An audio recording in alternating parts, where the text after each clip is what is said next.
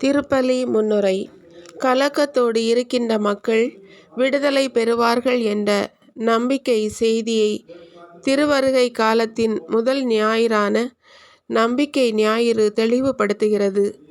எந்த விதமான அடிமை நிலையில் இருந்தாலும் ஆண்டவர் விடுதலையை தருவார் என நம்பிக்கையூட்டுகிறது. பாவ பழக்க வழக்கங்கள் மனிதனை கடவுளிடமிருந்து பிரித்து விடுகிறது. பாவம் செய்கிற மனிதன் அமைதி இழந்து தவிப்பதோடு அவன் குடும்பமும் நட்பும் உறவுகளும் உதறி தள்ளும் அளவுக்கு மனநோயாலும் உடல் நோயாலும் வாதிக்கப்பட்டு செத்தவன் போன்ற வாழ்க்கைக்கு தள்ளப்படுகிறான். ஒருவனின் எண்ணங்கள் எங்கு செல்கிறதோ அங்கு அவற்றை அவன் பின்தொடர்கிறான். சிந்தனைகள் திசை மாறும் போது மனம் திரும்புதலின் முக்கியத்துவத்தை உணர்ந்து கிறிஸ்துவுக்காக கிறிஸ்துவை பற்றி கொண்டு பரிசுத்த ஆவியினால் நடத்தப்படுவதற்கு தம்மை அர்ப்பணிப்பதே பாவ மீட்பு அல்லது விடுதலை ஆகும். பாவ விடுதலை பெற்றவர்கள் கிறிஸ்துவின் மேல் நம்பிக்கையில் உறுதியுடனும் எச்சூழ்நிலையிலும் பாவத்திற்குள் நழுவி விழாதவர்களாகவும் தம்மை காத்து கொள்ள வேண்டும். உண்மை உள்ளவர்களாகவும் அன்பு உள்ளவர்களாகவும் எப்போது கடவுளின் வருகை வந்தாலும் ஒரே மனநிலையோடு அவரை எதிர்கொண்டு நிலை வாழ்வில் இணைந்து வாழ்பவர்களாகவும் இறை நம்பிக்கையில் நிலைத்திருக்கும் வரம் வேண்டி இன்றைய திருப்பலியில் இணைந்து ஜெபிப்போம். முதல் வாசக முன்னுரை. இன்றைய முதல் வாசகம் யூதகுலத்தை பாவத்திலிருந்து மீட்டு கடவுளை நோக்கி திருப்ப தன் வாழ்நாளெல்லாம் போராடிய இறைவாக்கினர் எரேமியா நூலிலிருந்து எடுக்கப்பட்டுள்ளது. நீதியின் தளிர், ஆம், நம் ஆண்டவர் இயேசு கிறிஸ்து பூமியில் நீதியை நிலைநாட்டிட மனிதனாக பிறப்பார் என்பதை இன்றைய முதல் வாசகம் முன்மொழிகிறது.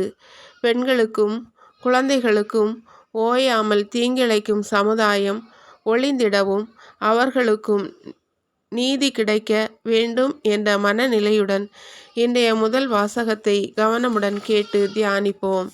இரண்டாம் வாசக முன்னுரை. இன்றைய இரண்டாம் வாசகம் திருத்தூதர் பவுல் தெசலோனிக்கருக்கு எழுதிய முதல் திருமுகத்திலிருந்து எடுக்கப்பட்டுள்ளது. இறைமகன் இயேசுவில் நம்பிக்கை கொண்டு வாழும் யாவரும் அன்பில் வளர வேண்டும் என வற்புறுத்துகிறார். பரிசுத்தமான வாழ்வு என்பது அன்பில் நிலைத்திருப்பது ஆகும். அந்த அன்பு இயேசு கிறிஸ்துவின் இரண்டாம் வருகைக்கான எதிர்நோக்காக இருக்க வேண்டும். நம்மை இவ்வுலக இன்பங்களிலிருந்து பிரித்தெடுத்து இயேசுவின் அன்பில் நிலைக்கச் செய்த கடவுளுக்கு பணிபுரிதல் என்பது இறை அன்பாலும் பிறர் அன்பாலும் இணைந்து பயணிப்பது ஆகும் என்று பறைசாற்றும் இன்றைய இரண்டாம் வாசகத்தை கேட்டு தியானிப்போம். மன்றாட்டுக்கள். முதல் மன்றாட்டு. நம்பிக்கையின் நாயகனே எம் அன்பு இறைவா, திருவருகை காலத்தின் முதலாம் ஞாயிற்றை சிறப்பிக்கும் இந்நாளில் திருச்சபை தலைவர்களும் இறைமக்களும் இதயத்திலும் இல்லங்களிலும் இன்பமும் இறையாற்றலும் அதிகம் பெற்று அன்புடனும் நட்புடனும் உறவாடி ஒளி சிந்தும் நட்சத்திரங்களாக இருளகற்றி வாழ்ந்திடவும் வழிகாட்டிடவும் வரம் தர வேண்டுமென்று இறைவா உம்மை மன்றாடுகிறோம். இரண்டாவது மன்றாட்டு. நம்பினோரை வாழ்வடையச் செய்யும் வல்லவரே எம் அன்பு இறைவா, நாட்டை ஆளும் தலைவர்களும் குடும்பத் தலைவர்களும் தன்னலம் சாராது தன்னை சார்ந்தவர் நலம் நாடி கடின உழைப்பையும் நல்ல பழக்க வழக்கங்களையும் உயரிய குண நலன்களையும் கொண்டவர்களாய் சான்றோராய் வாழ்ந்திடும் வரம் தர வேண்டுமென்று இறைவா உம்மை மன்றாடுகிறோம். மூன்றாவது மன்றாட்டு.